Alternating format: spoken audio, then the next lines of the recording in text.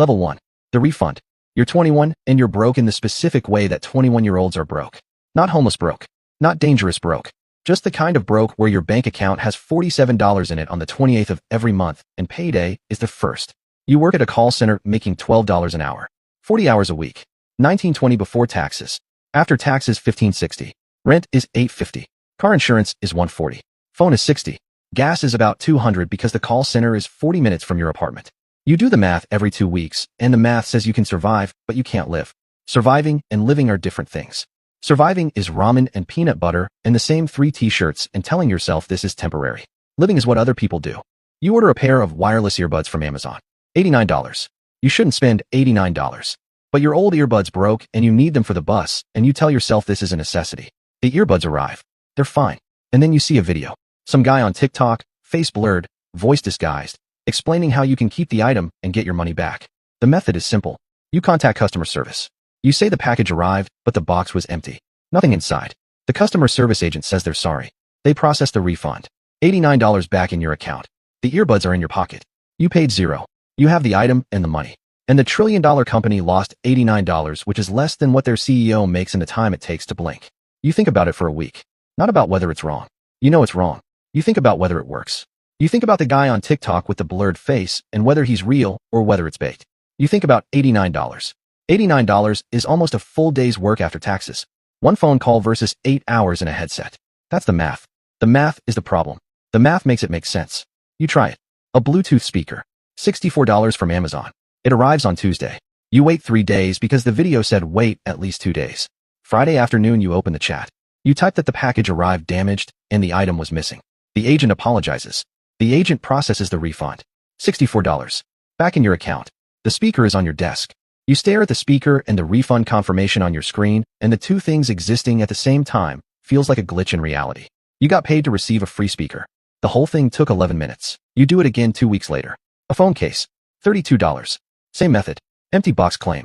Refund processed. Then a portable charger. $44. Then a pair of running shoes. $112. Each time you wait at least 2 weeks between claims. Each time you use a different reason. Box was empty. Item was damaged. Wrong item received. Package never arrived. You rotate the excuses the way a poker player rotates tells. Never the same one twice in a row. By month 3, you've made $680 in free items. Some you keep. Some you sell on Facebook Marketplace. $680 is almost half a month's rent, and you got it by typing sentences into a chat box. The ceiling appears at month 4. Amazon flags your account. Not a ban. A warning. Future refund requests may require returning the item. The word may is doing a lot of work in that sentence. But you can feel the algorithm watching you. 1 account. 1 address. 1 name. The pattern is too clean, and the pattern has a ceiling, and the ceiling just got lower. You need more accounts. You need more addresses. You need more names. Level 2. The scale. Your friend Dree is the one who shows you how to scale it. Dree is 23 and she's been doing this longer than you, but different. She doesn't use her own accounts. She buys aged Amazon accounts online. Accounts that are 3, 4, 5 years old with purchase history and verified addresses and Prime memberships. The accounts look like real people because they were real people who sold their login for $50 and forgot about it. $50 for an account that can process thousands in refunds before it gets flagged. The economics are insane. Dree teaches you the system. You buy 5 accounts. 50 each. $250 total investment.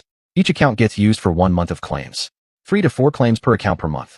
Average claim value between $100 and $300. Conservative math says $800 per account per month. 5 accounts. $4,000 a month. Minus the $250 for accounts. Net $37.50. From your apartment. In your underwear. While the call center pays you $12 an hour to apologize to strangers for things that aren't your fault. You quit the call center at month 2. You tell your mom you got a remote customer service job. She's proud. Remote work. Her son figured it out. You let her be proud because the truth would unproud her in a way that doesn't come back. The addresses are the key. You can't ship everything to your apartment.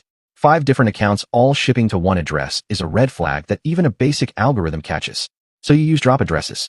Apartment complexes with package rooms where nobody checks IDs. Amazon lockers at gas stations. Friends' apartments for a $20 cut per package. Dree has a list of 37 drop addresses across the city, and she shares it with you, and the list is worth more than everything else she taught you combined. By month 4, you're processing $12,000 a month in claims across 8 accounts and 19 drop addresses. You keep about 30% of the items. The rest goes to Marketplace, eBay, and a guy named Terrence who buys electronics in bulk at 40 cents on the dollar and doesn't ask questions. Your take after expenses is about $9,000 a month. $9,000 a month. The call center paid you $19.20 before taxes. You're making almost 5 times that, and you haven't put on pants before noon in 3 months. Dree takes 20% for the accounts and the address list. She's making more from you than you ever made at the call center. She's also running her own operation on the side. Her own accounts. Her own runners. Her own Terrence. You don't ask about her numbers because asking about her numbers means she can ask about yours, and the arrangement works because neither of you knows the other's full picture. Except Dree does know your full picture. She set it up. She knows every account, every address, every method, every dollar. She's the only complete map. Level 3. The network. Dree brings you the next level. The swap. You order a brand new laptop. $1,500. It arrives. You open it. You don't use it. You take it apart. The RAM comes out. The SSD comes out. You replace them with old parts. Cheap parts. Parts from a 5-year-old laptop you bought broken on eBay for $40. The old RAM goes in. The old SSD goes in. You put the laptop back together. You repackage everything perfectly. Original box. Original plastic. Original foam inserts. Original tape. You return it as defective. Won't boot properly. The return gets processed. Full refund. $1,500 back in your account. The laptop goes back to the warehouse and gets resold or refurbished, and nobody checks the RAM and nobody checks the SSD because nobody opens a sealed return to verify the serial numbers on internal components. You just kept a $500 SSD and a $200 RAM kit for the cost of a $40 broken laptop from eBay. You sell the parts on eBay. $700. Plus the full refund. $2,200 from one order. Dree taught herself this from a Reddit thread at 3 a.m. and turned it into a system. She orders gaming PCs. She swaps the GPUs. A $3,500 gaming PC comes with a $1,200 graphics card. She replaces it with a $200 card from 3 generations ago. Returns the PC. Keeps the GPU. Sells the GPU. The return gets processed because the PC still turns on. It just doesn't run games the way it should. By the time the next customer figures that out, the return window is closed and the trail is cold. But that's the slow money. The fast money is DNA. Did not arrive. You order high-value items. Laptops. Cameras. Gaming consoles. $600 to $1,500. The package arrives. You claim it didn't. The carrier shows delivered. You say it wasn't you. Someone must have stolen it from the porch. The company files a carrier claim. The carrier investigates. The investigation takes weeks. During the investigation, you get a refund or a replacement. Often both. A $1,500 camera becomes 2 cameras and a refund. $4,500 from one order. The system is designed to side with the customer because the customer is almost always telling the truth, and the 1% of customers who aren't telling the truth are exploiting the 99% honesty as cover. You train runners. Dree recruits them. For people. College kids who need money. You teach them the way Dree taught you. In person. Never on paper. Never in text. A parking lot behind a Wendy's at 11 p.m. You make them repeat the steps. Buy aged accounts. Use drop addresses. Rotate claims. Never the same method twice on the same account. Wait 14 days between claims. Keep values under 1,500. Don't get greedy. Greedy is how patterns form. Patterns are how systems catch you. You watch their faces while you teach them. They look the way you looked 6 months ago. Hungry and scared and doing the math in their heads. The math always wins. The math won that argument before you open your mouth. Terrence becomes your fence. Terrence runs a booth at a flea market on weekends and an eBay store during the week, and he buys anything with a barcode at 40 cents on the dollar and never asks where it came from. Terrence is 53 and he's been buying things from people like you for 20 years, and he'll be buying things from people like you for 20 more. You drop off boxes every Thursday. Terrence counts the items. Terrence pays cash. The transaction takes 4 minutes.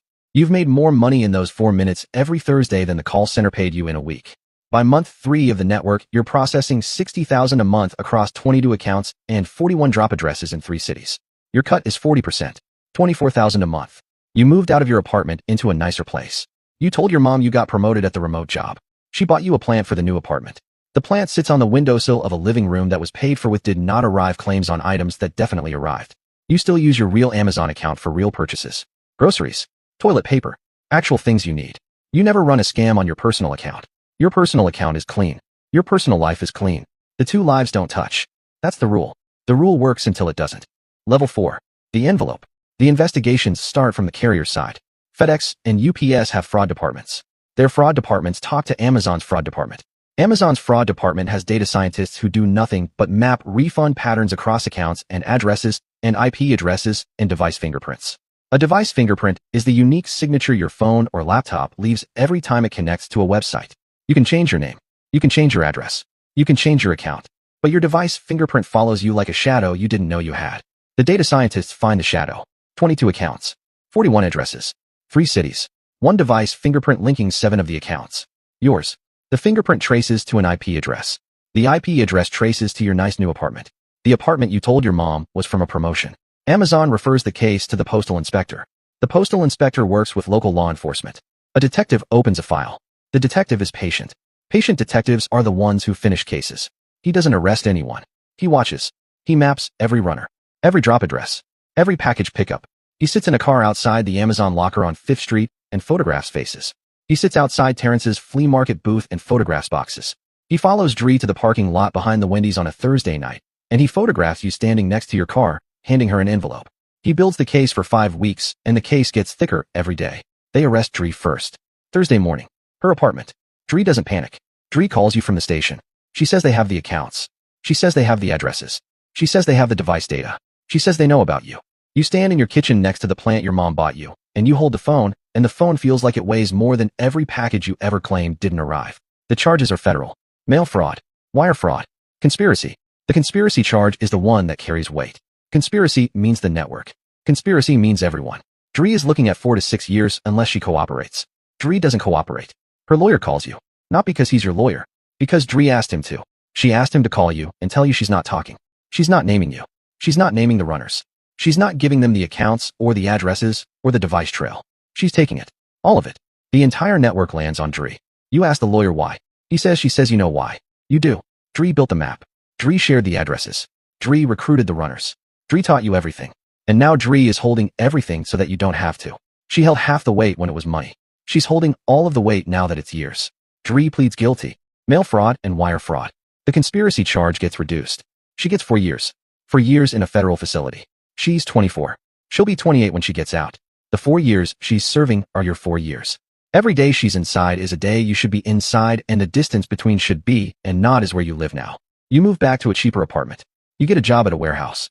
$13 an hour loading trucks. $1 more than the call center.